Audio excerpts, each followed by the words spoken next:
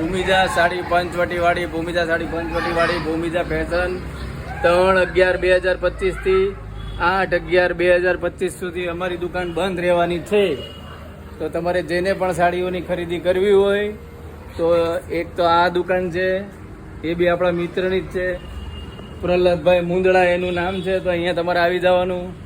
પછી હજી આગળ આપણી એક દુકાન છે, આપણા મામાની દુકાન છે. મામાની દુકાન છે